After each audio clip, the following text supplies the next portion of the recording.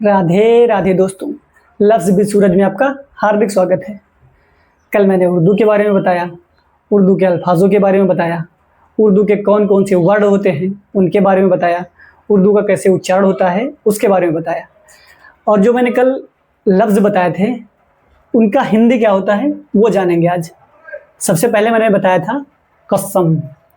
कसम को हिंदी में शपथ कहते हैं। करार को सुकून या चैन कहते हैं। इकरार को प्रकटीकरण या घोषणा कहते हैं। ख्वाब को सपना या स्वप्न कहते हैं। खबर को सूचना या समाचार कहते हैं।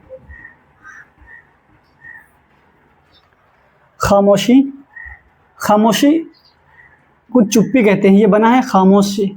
किससे बना है? खामोश से। बताता हूँ, खामोशी या शांति। ठीक है। गौर को ध्यान कहते हैं। गैर को अजनबी या परदेसी भी कहते हैं।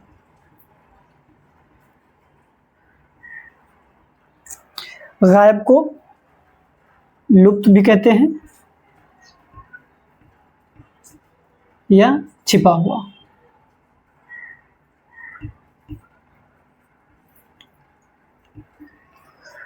और आगाज को शुरुआत कहते हैं या आरंभ। देखो, जो सिंगर लोग, जो एक्टर लोग बोलते हैं हिंदी के अल्फाजों को, वो सिर्फ उर्दू का टच और एक्सेंट लाते हैं।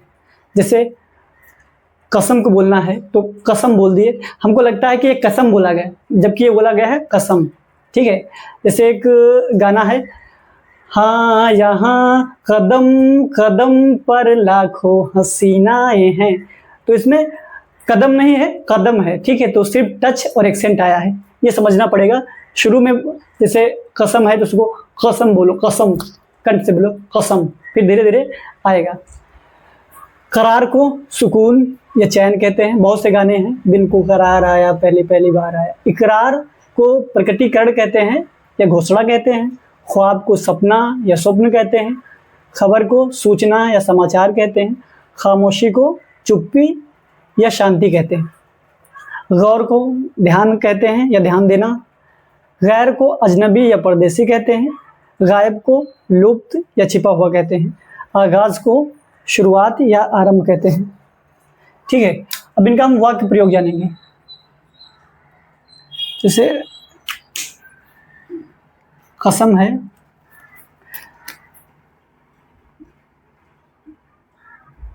मैंने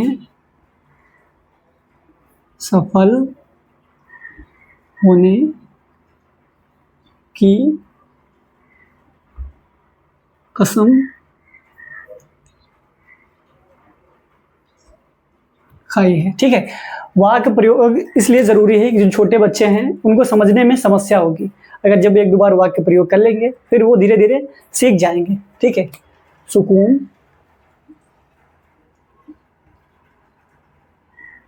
आपसे, या फिर आपको देखकर करार मिलता है।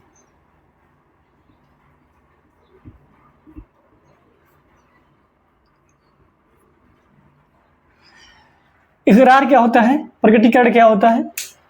जैसे हम कुछ किसी बात का प्रस्ताव रखते हैं या अपनी बात कहते हैं, उसको कहते हैं प्रकटीकरण या घोषणा।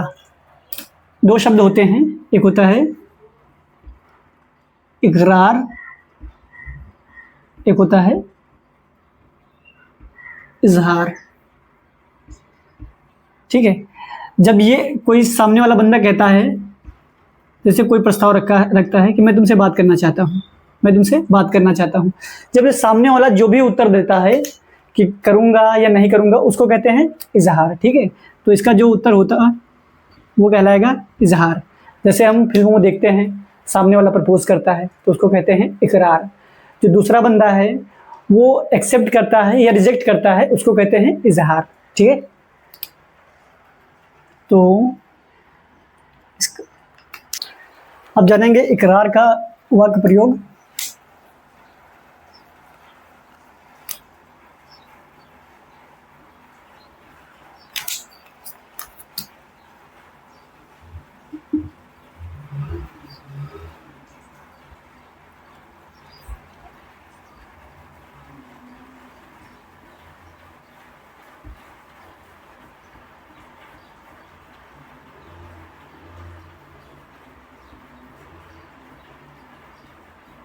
करता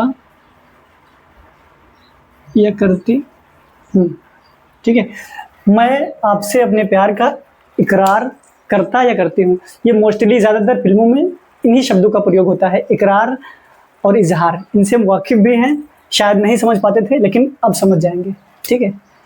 अगला क्या है? ख्वाब। मैंने ख्वाब में आपको देखा, ठीक है। मैंने ख्वाब में आपको देखा, यानी कि मैंने सपने में आपको देखा। खबर। खबर का वाक्य प्रयोग होगा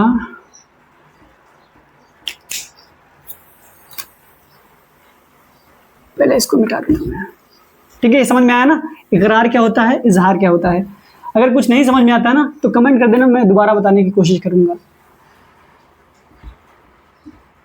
मुझे खबर मिली कि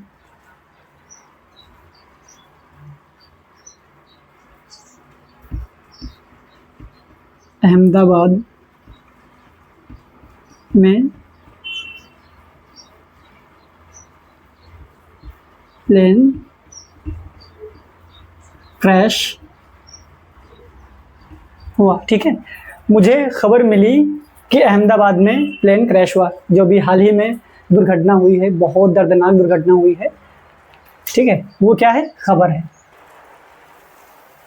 कोई भी शब्द हो उसके दो मायने होते हैं, एक होता है सकारात्मक, एक होता है नकारात्मक। जैसे खबर का, मुझे खबर मिली कि अहमदाबाद में प्लेन क्रैश हुआ, तो ये नकारात्मक है, बहुत दुखद दुर्घटना है। अभी जैसे हो, मुझे खबर मिली कि आपकी नौकरी लग गई, तो ये हो गया सकारात्मक, ठीक है। अब जानेंगे खामोशी। खामोशी बना है खामोशी, ठीक है। खामोश।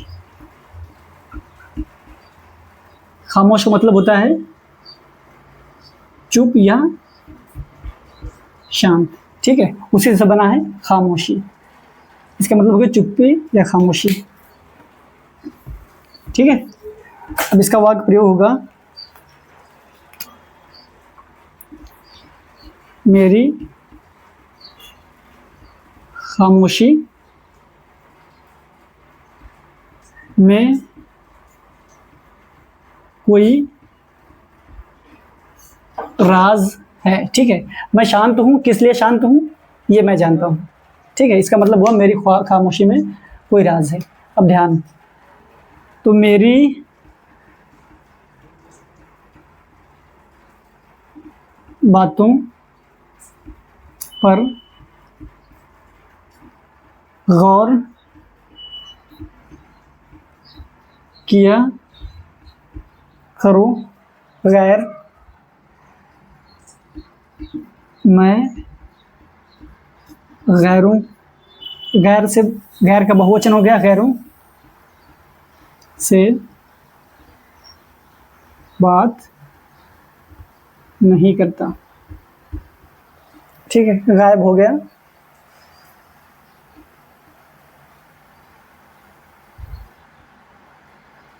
राम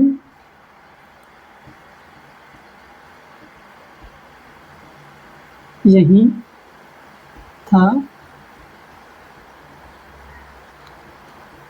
पता नहीं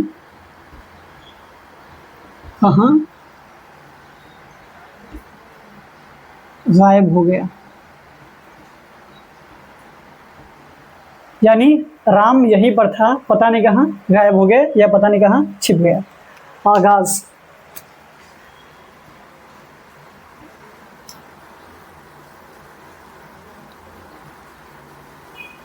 अभी तो मैंने पढ़ाने का आगाज किया है। ठीक है, ये है उर्दू शब्द, ये है उनकी हिंदी और ये है वाक्य प्रयोग। वाक्य प्रयोग इसलिए ज़रूरी है ताकि जो छोटे बच्चे हैं वो समझ पाए। ठीक है, मैं बार बार बता रहा हूँ ये बात, एक बार नोट कर लो, फिर आगे के शब्द बताता हूँ।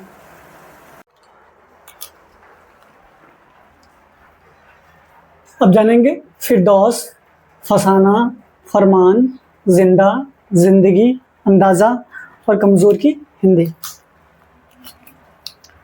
फिरदौस क्या होता है? स्वर्ग या बगीचा को फिरदौस कहा जाता है। फसाना मतलब कहानी या कथा। फरमान मतलब आदेश या राज घोषणा।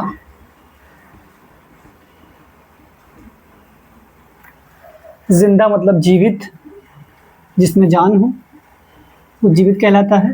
जिंदगी मतलब जीवन। अंदाज़ा अनुमान। कमज़ोर दुर्बल। ठीक है, ये होते हैं फिरदौस का मतलब स्वर्ग, फसाना का मतलब कहानी, फरमान का मतलब आदेश या राजघोषणा, जिंदा मतलब जीवित, जिंदगी मतलब जीवन, अंदाज़ा मतलब अनुमान, कमज़ोर मतलब दुर्बल। इन सभी शब्दों, इन सभी अल्फाजों से हम वाकिफ़ हैं, लेकिन ये हिंदी के थे या उर्दू के थे ये आज क्लियर हुआ। ठीक है, अब जानेंगे वाक्य प्रयोग। फिरदौस यानी कि देखो कोई भी शब्द है, एक चीज़ और समझो, कोई भी शब्द हो उसके एक या दो से अधिक भी अर्थ हो सकते हैं। ठीक है, तो यहाँ फिरदौस का मतलब स्वर्ग भी होता है, फिरदौस का मतलब बगीचा भी होता है। ठीक है, तो एक प्रयोग करते हैं। फिरदौस में घूमना अच्छा लगता है, यानी बाग बगीचे में घूमना अच्छा लगता है। ठीक है, फसाना मतलब कहानी। बहुत से ऐसे हमने नाटक देखे, बहुत से ऐसे मैंने फिल्में देखी हैं जिसमें फसाने शब्द का, अल्फाज का यूज हुआ है। ठीक है, तो मेरा फसाना, सॉरी, मेरे प्यार का फसाना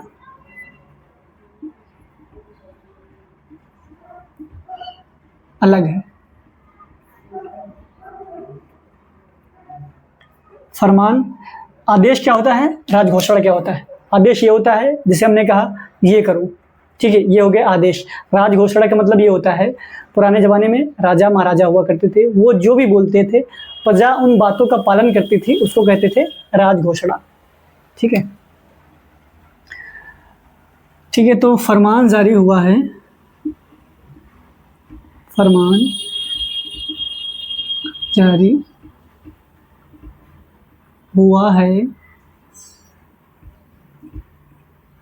कि सभी को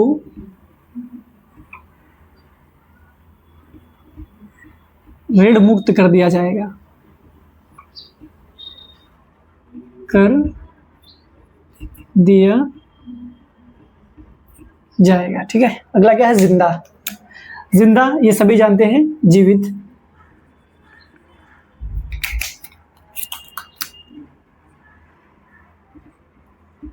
पेड़ पौधे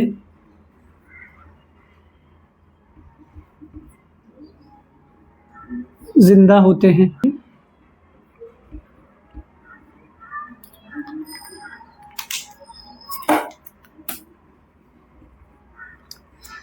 यानी पेड़ पौधे भी ऑक्सीजन और कार्बन डाई का आदान प्रदान करते हैं। ठीक है, अब क्या आ गया, जिंदगी।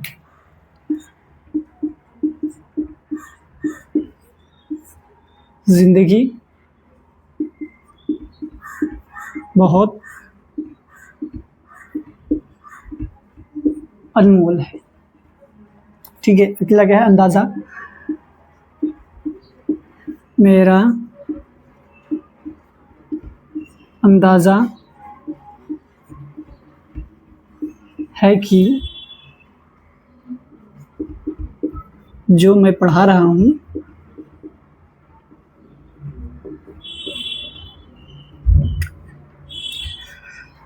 अस्सी प्रतिशत तक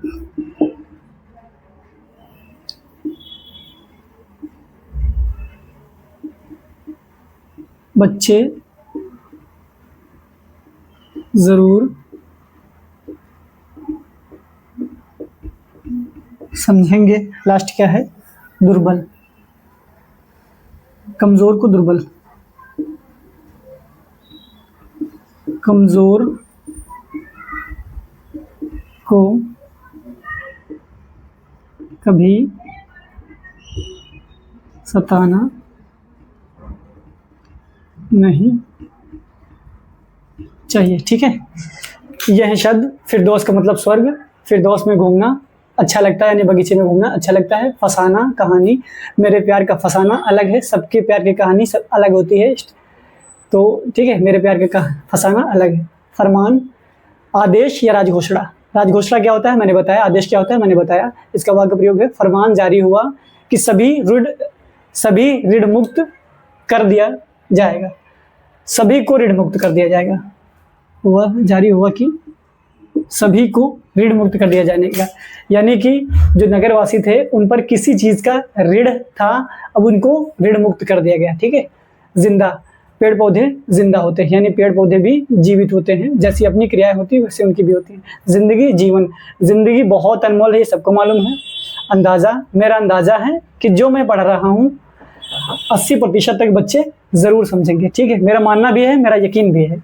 कमजोर को कभी सताना नहीं चाहिए। ठीक है, ये हो गया कल के अल्फाज और उनके हिंदी मतलब। अब मैं आज के लिए इतना काफ़ी, फिर मिलते हैं कल नए वीडियो नए टॉपिक के साथ में। एक बार मैं फिर से इनका उच्चारण करना बताऊंगा। जैसे लिखा है कसम, तो इसको करने से बोलो क कसम। ठीक है, आएगा, धीरे धीरे आएगा। फिर खा को बोलना है फिर से कंठ से, ख खबर। ठीक है, गा को ये भी कंठ से बोलना है, गायब। ठीक है, फा को होंठ के पास से बोलो, फा जीभ की होंठ में टच कर दो, फा। ठीक है, आएगा।